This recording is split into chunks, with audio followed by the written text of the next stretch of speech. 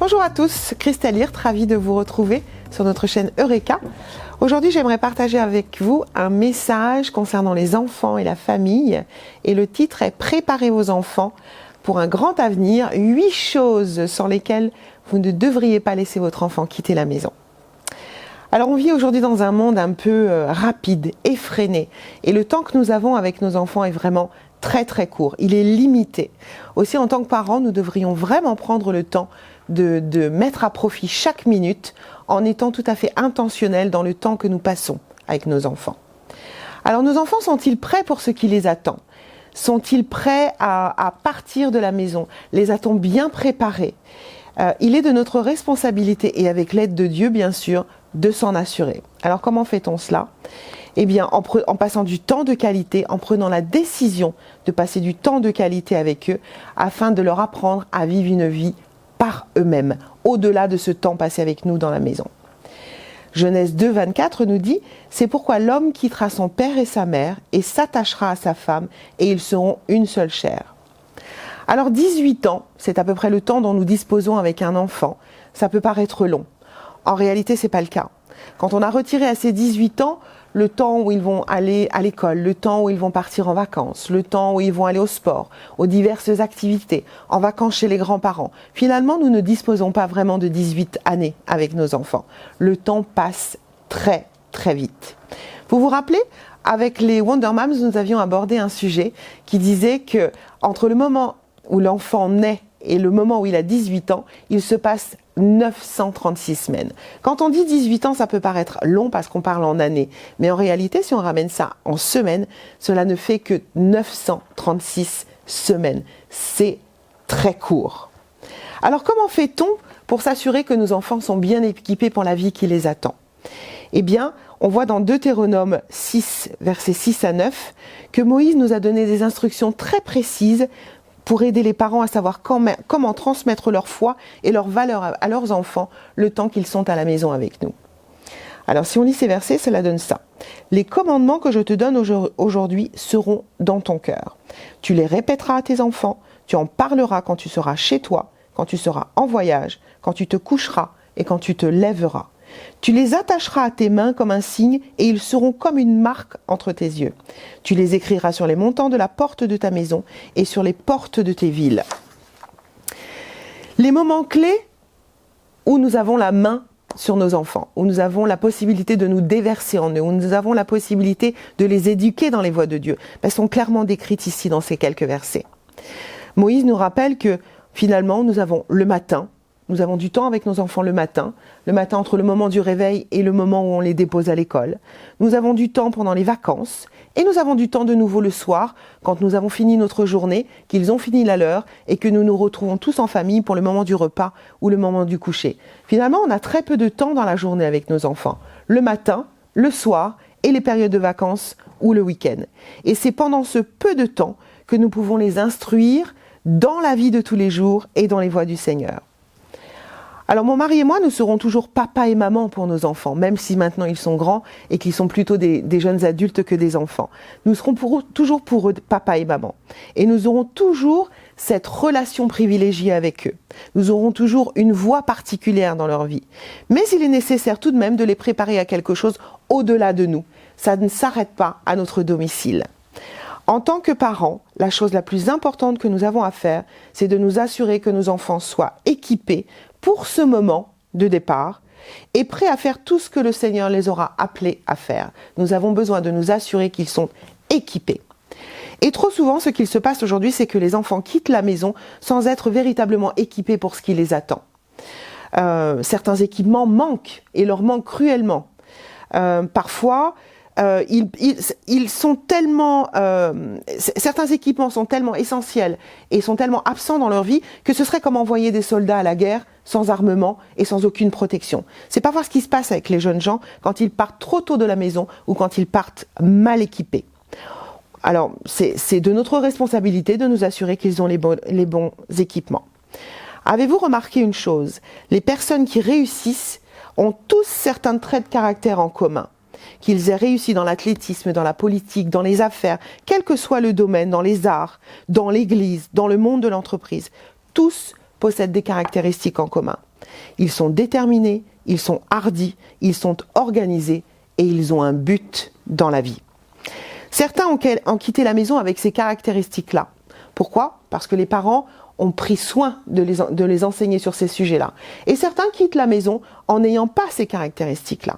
Alors qu'est-ce qui va se passer pour ces enfants-là, pour ces jeunes adultes-là? Ils vont se retrouver confrontés à des défis qui devraient être réglés depuis longtemps. Et comment vont-ils apprendre cette leçon qu'ils n'ont pas apprise à la maison? Eh bien, ils vont l'apprendre à l'école des coups durs. Souvent, la vie se charge de transmettre un équipement quand il est manquant, mais nécessaire, alors que c'était aux parents de veiller à ce qu'ils partent de la maison avec cet équipement-là. Aujourd'hui, mes 2 enfants sont de jeunes adultes. Et j'en ai un, notamment le fils aîné, qui se prépare à quitter la maison. Alors, c'est pas pour tout de suite, mais il y pense même avec expectative. Alors j'ai peu de temps devant moi, il me reste vraiment peu de temps pour m'assurer qu'il a tout l'équipement nécessaire. Alors comment est-ce que je fais ça? Eh bien, je fais ça en m'assurant qu'au moins 8 principes minimum sont compris par lui et par mon autre fils également. Ces 8 principes-là, s'ils arrivent à s'en saisir aujourd'hui, ces 8 principes leur rendront non seulement la vie beaucoup plus facile, mais également leur garantira une qualité de vie telle que Dieu l'a prévue. Ils seront non seulement amenés jusqu'à un standard chrétien qui va contenir toutes les promesses de Dieu pour eux, mais ils ont également tous les équipements nécessaires pour faire ce que Dieu les a appelés à faire. Donc nous allons voir ensemble ces 8 points, 8 principes. Premier principe, l'estime de soi. Matthieu 22 nous dit « Tu aimeras ton prochain comme tu t'aimes toi-même ». Alors ce principe d'estime de soi, il est essentiel. Si quelqu'un ne s'aime pas lui-même, comment peut-il aimer quelqu'un d'autre? Si on ne s'aime pas soi-même, comment peut-on aimer ses voisins? Comment peut-on aimer ses collègues de travail? Comment peut-on aimer son conjoint? Et comment pourra-t-on aimer correctement ses enfants? L'estime de soi est quelque chose de très important. Chaque enfant mérite le droit de quitter la maison en étant né de nouveau, sachant qu'il est aimé de Dieu, chérissant la parole de Dieu, conscient que leur valeur a été déterminée par Dieu et non pas par le monde. N'oublions pas que les êtres humains traitent les autres en fonction de ce qu'ils pensent d'eux-mêmes. Et beaucoup quittent la maison avec des trous dans leurs âmes parce qu'ils ne savent pas qui ils sont en Christ. Parce que les parents n'ont pas suffisamment abordé le sujet avec eux, parce qu'ils n'ont pas suffisamment veillé à montrer à leurs enfants cette identité qu'ils ont en Christ. Donc ça c'est un des premiers points et il est vraiment essentiel. Plantez l'estime de soi chez vos enfants en leur enseignant qui ils sont en Christ. Maman, sachez, rabâchez-leur tous les jours combien Dieu les aime, combien ils sont importants aux yeux de Dieu, combien Dieu a préparé un plan en détail pour leur avenir. Sachez qu'ils sont importants pour Dieu. Vous le savez, mais eux ont besoin de l'apprendre. Eux ont besoin de se saisir de cette vérité-là. Et c'est ça qui va bâtir l'estime de soi. Donc ça, c'était le premier point. Deuxième point, une grande vision. 1 Corinthiens 2,9 nous dit « Aucun œil n'a vu, aucune oreille n'a entendu, aucun esprit n'a conçu ce que Dieu a préparé pour ceux qu'il aime. Mais Dieu nous l'a révélé par son esprit. Dieu a de grands projets pour chacun de nous. » Ça, je suis sûre que vous le savez. En tant qu'adulte, on sait tous que Dieu a de grands projets pour nous. Mais est-ce que vos enfants le savent? Est-ce que vous avez pris soin d'expliquer à vos enfants que oui, Dieu a des grands projets pour vous, mais il a également des grands projets pour eux? Ils sont petits, certes, ils ne voient pas aujourd'hui tout le plan déroulé devant eux, certes, mais au moment opportun, Dieu leur révélera ce qu'ils doivent faire, Dieu leur révélera comment le faire, et oui, ils auront l'opportunité d'entrer dans ce plan merveilleux que Dieu a placé devant lui. Dieu ne fait jamais rien de petit, à part s'il en a une vraie utilité. Donc Dieu n'a pas de petit avenir pour eux, il n'a pas de petit plan pour eux. Dieu a un plan merveilleux pour chacun d'eux et il est grand. Il faut que les enfants soient mis en contact avec cette vision, cette grande vision, et que le jour où ils vont quitter la maison, ils quittent la maison sachant que oui, c'est une étape nouvelle. Oui, c'est quelque chose qui peut parfois faire peur. Mais oui, ils ont un avenir merveilleux. Dieu les attend derrière la porte. Quand ils auront franchi la porte de votre domicile, Dieu les attend de l'autre côté pour les guider vers un avenir merveilleux. Et ce n'est pas un petit avenir, c'est un grand avenir.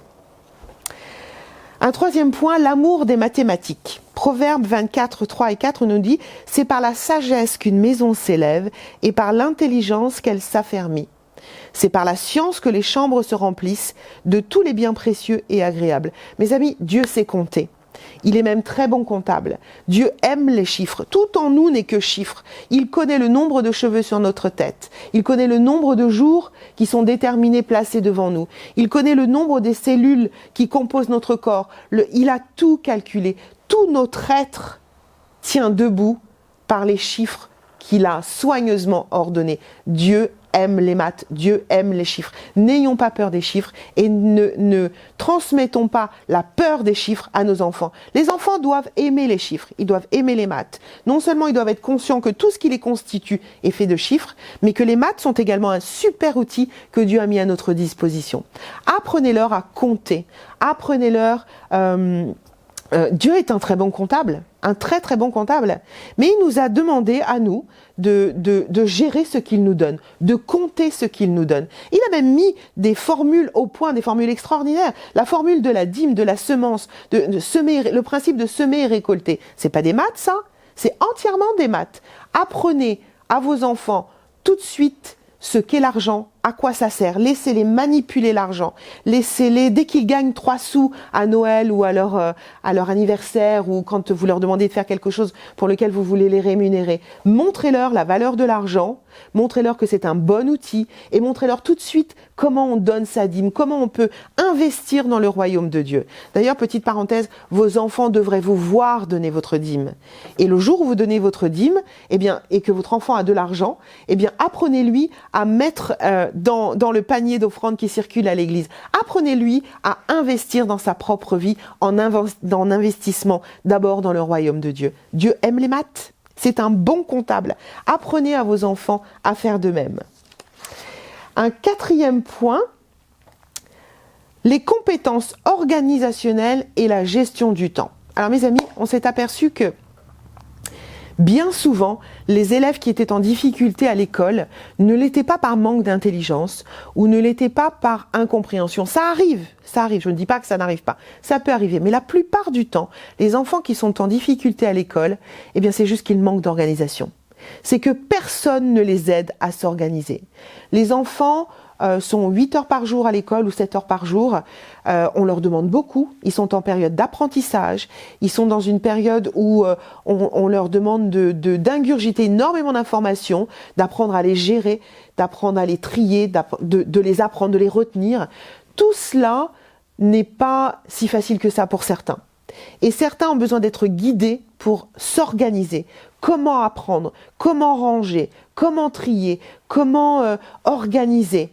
Tout cela s'apprend, mes amis. Si on ne vous apprend pas à vous organiser, vous ne pouvez pas le deviner. Bien, les enfants, c'est comme ça. Sauf que les enfants, on ne leur apprend jamais à s'organiser. À l'école, j'ai jamais vu dans aucune classe une classe où on nous apprendrait à gérer un agenda, ou à gérer son temps, ou à s'organiser dans les devoirs, ou à s'organiser, à poser des tâches sur un agenda. Et c'est bien dommage. Les enfants, dès qu'ils sont à l'école, on devrait leur apprendre à gérer leur temps, à s'organiser.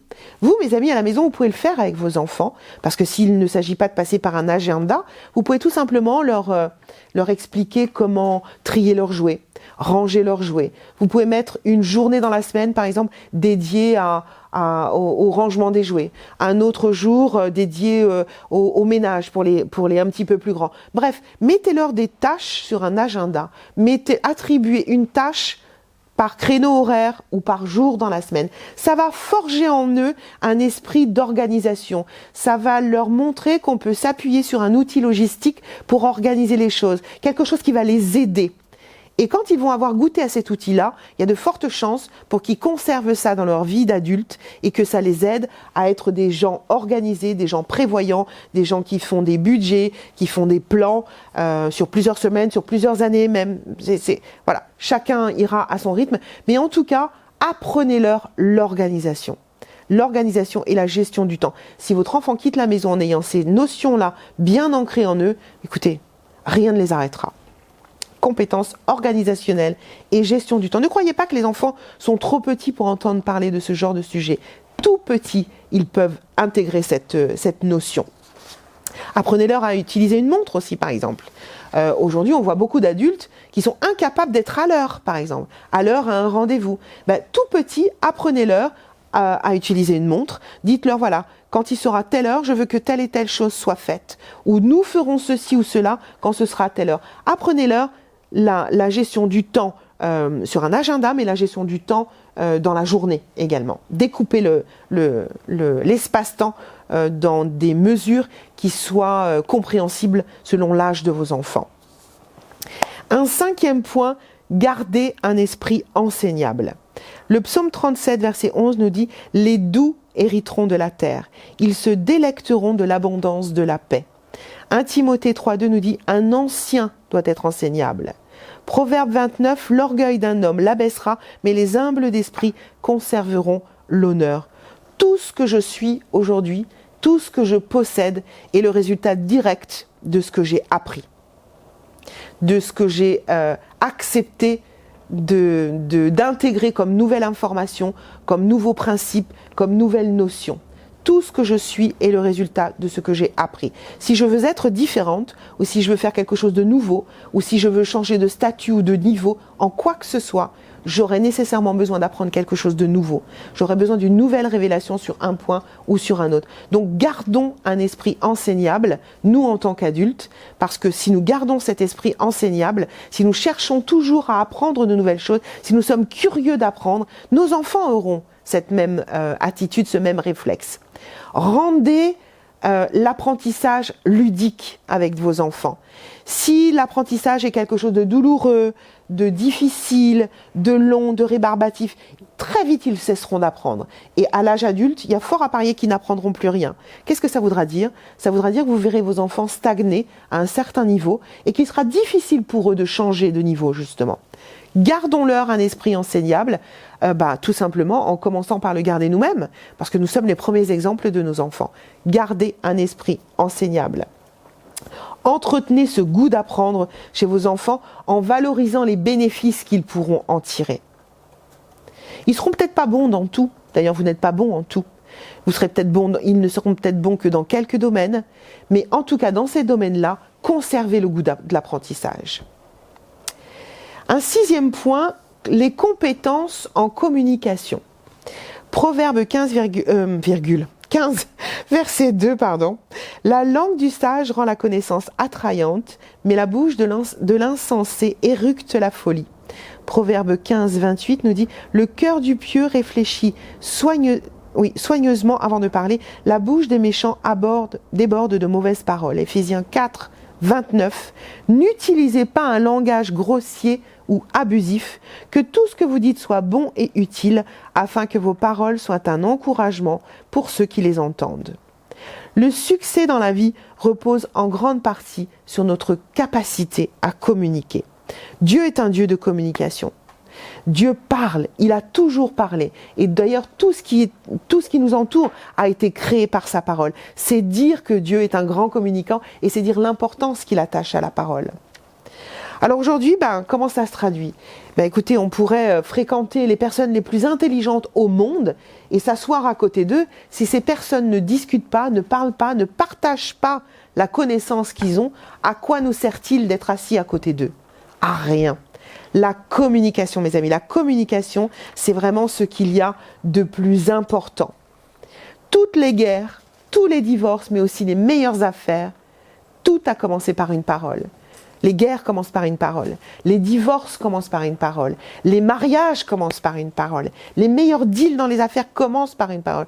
Tout commence par une parole. C'est dire que c'est important. Mais alors, quelle parole? Faisons attention au choix de ces premières paroles, parce qu'on sait qu'elles peuvent déclencher des événements qui peuvent être merveilleux comme ils peuvent être dramatiques. Le livre des Proverbes, dans les Écritures par exemple, le livre des Proverbes est un cours complet sur la communication. On nous explique comment dire les choses, quand dire les choses, à qui les dire, pourquoi ne pas les dire. Relisez les Proverbes, ils sont pleins d'enseignements. Apprenez à vos enfants à choisir ses mots, à choisir son ton et à choisir son moment. Je sais que ça peut être difficile aujourd'hui, même pour des adultes, de parler au bon moment, de parler de la bonne façon, de parler sur le bon ton. Mais ça, c'est vraiment un principe essentiel. S'il y a une chose qu'on doit apprendre à nos enfants, c'est à parler au bon moment, à utiliser les bons mots et à parler sur le bon ton. Et surtout, cessons de leur dire de se taire. On a souvent le réflexe avec les parents, avec les enfants qui babillent en permanence, dès qu'ils sont tout petits, on a tendance à leur dire « tais-toi, tais-toi, tais-toi, tais-toi ». Non, ne leur dites pas « tais-toi ». Plutôt, aidez-les à comprendre que le moment qu'ils ont choisi n'est peut-être pas le bon. Peut-être apprenez-leur que le ton sur lequel ils s'adressent à vous n'est peut-être pas le bon. Et apprenez-leur à choisir les bons mots, à reformuler les phrases, de sorte qu'ils soient bien compris et de la bonne manière. Mais je vous en supplie, cessez de dire à vos enfants de se taire. Les enfants ne doivent pas se taire, ils doivent apprendre à parler. Ça n'est pas du tout la même chose. 7e point, le cœur. Proverbe 22:6 nous dit « Éduque un enfant dans la voie qu'il doit suivre, quand il sera vieux, il ne s'en écartera pas. » Éphésiens 6 nous dit « Pères, n'irritez pas vos enfants par la façon dont vous les traitez, élevez-les plutôt avec la discipline et les instructions qui viennent du Seigneur. » Le caractère est révélé par ce que nous faisons quand personne ne nous regarde. Sauf qu'il n'y a jamais personne qui nous regarde. Tout ce que nous faisons peut être dissimulé au regard des autres, mais n'est jamais dissimulé au regard de Dieu. Il y a toujours quelqu'un qui nous regarde. Dieu nous regarde, les anges nous regardent, le diable nous regarde. Il y a toujours quelqu'un qui a un œil sur nous. Alors apprenez à vos enfants que personne n'échappe au regard de Dieu déjà, et que 1 Timothée par exemple nous dit, 1 Timothée 5,24 nous dit « Les péchés de certains sont évidents, ils précèdent le jugement. Les péchés des autres les y suivent. Et dans Nombre, il nous est dit, votre péché vous découvrira. » Apprenez aux enfants à ne pas faire le bien uniquement quand quelqu'un les regarde. Apprenez-leur plutôt à faire, parce qu'ils croient que personne ne les regarde, mais comme on vient de voir, Dieu les regarde, les anges les regardent, le diable les regarde. Il y a toujours quelqu'un qui a l'œil sur eux. Plutôt, valorisez-les et apprenez-leur à faire le bien pour l'amour du bien. Apprenez-leur à faire le bien parce qu'il y a une satisfaction à faire le bien. Pas parce que quelqu'un vous regarde ou pas parce que vous avez peur de vous faire surprendre ou d'être puni ou de mal faire les choses. Ils doivent apprendre à faire le bien pour le bénéfice qu'ils en tirent pour eux et pour les autres. Apprenez-leur qu'il y a une vraie joie à faire le bien, une vraie joie à se comporter comme les Écritures le préconisent, une vraie joie à faire les choses à la manière de Dieu. Il y a une vraie joie à faire le bien. Enfin, le dernier point, 8e point, le sens de l'humour. Proverbe 15 nous dit « Un cœur joyeux fait un visage joyeux, mais par le chagrin du cœur, l'esprit est brisé. » Proverbe 17 nous dit « Un cœur joyeux fait du bien, comme la médecine, mais un esprit brisé dessèche les os. » Apprenez à vos enfants à rire et à ne pas prendre la vie trop au sérieux, à ne pas se prendre eux-mêmes trop au sérieux, mais à ne pas prendre la vie trop au sérieux non plus. Personne ne veut partager le quotidien de quelqu'un qui fait toujours la tête. Personne ne veut être marié à quelqu'un qui fait toujours la tête. Personne ne veut comme meilleur ami quelqu'un qui fait toujours la tête. Apprenez-leur à être joyeux. La joie est communicante. Apprenez-leur à rire. Pourquoi ? Parce que le rire est communicatif. Apprenez-leur la joie qu'il y a à fréquenter des gens qui sont toujours dans l'allégresse, qui sont toujours joyeux, qui voient toujours le verre à moitié plein plutôt qu'à moitié vide. Soyez des gens qui riez. En tant que parents, on oublie parfois de rire devant nos enfants. Riez avec vos enfants, riez avec eux, riez devant eux, exagérez même le rire. Quand ils font quelque chose de drôle, eh bien riez aux éclats, riez à gorge déployée, tapez-vous sur la cuisse, roulez-vous par terre avec eux. Moi je me souviens, on faisait des batailles avec mes garçons et on riait. Ils ont besoin de voir leurs parents rire aux larmes. Les enfants rient aux larmes, les enfants ne rient pas à moitié. Un enfant, ça sourit peu. Un enfant, soit il est sérieux, soit il est triste, soit il est joyeux. Mais quand il est joyeux, mes amis, ça se voit. Il rit la gorge déployée, il rit aux larmes. Il est incapable de retenir ses rires. C'est ça qu'il devrait voir chez ses parents. Et s'il voit ça chez ses parents, il va comprendre que ça peut faire partie d'un quotidien de couple, par exemple, ou ça peut faire partie d'un quotidien au travail. Le rire, mes amis, c'est une chose très importante. Les enfants ne doivent pas croire que pour être un adulte respecté et respectable, il faut être sérieux, faire la tête et ne jamais rire. C'est tout à fait le contraire. Riez avec vos enfants et amenez-les voir d'autres adultes qui savent rire. On dit que le trait commun parmi les hommes d'affaires les plus prospères est un fort sens de l'humour. Et je crois que c'est vrai. Je crois que plus on monte dans l'échelle sociale, plus on a besoin de rire. On a besoin de rire de soi, rire des choses sérieuses. On a besoin de rire de tout. Alors, on ne rit pas de tout. Tout n'est pas risible. Mais en tout cas, le quotidien doit être ponctué de rire. On ne peut pas envisager un avenir, on ne peut pas laisser un enfant partir de la maison alors qu'il est emprisonné dans un carcan de sérieux et qu'il, en le laissant croire que pour réussir dans la vie, il faut être sérieux et ne pas rire. C'est tout à fait le contraire. Donc voilà.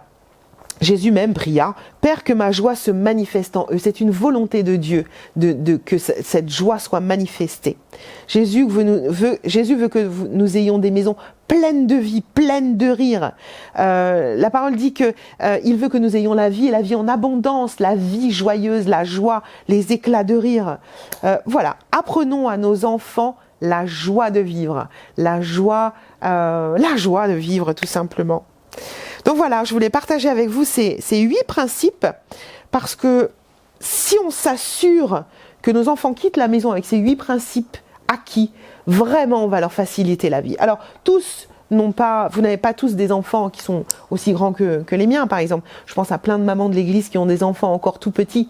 Mais rappelez-vous d'une chose, ces 8 principes, ils sont valables quel que soit l'âge de vos enfants, et puis d'ailleurs ils sont valables même pour les adultes. Mais en tout cas, ce que je voudrais que vous vous rappeliez, c'est que ce sont des principes qui vont leur faciliter la vie, c'est une garantie de les faire partir de la maison en étant équipés et bien équipés, et ça c'est ce que nous voulons en tant que parents. On veut que nos enfants partent en connaissant qui ils sont en Christ, en connaissant qu'il y a un avenir merveilleux qui les attend dehors, mais il faut les préparer à cela. Il faut les préparer à ça. Donc j'espère que ce petit enseignement vous aura béni, comme il m'a béni moi-même, et je vous dis à très bientôt.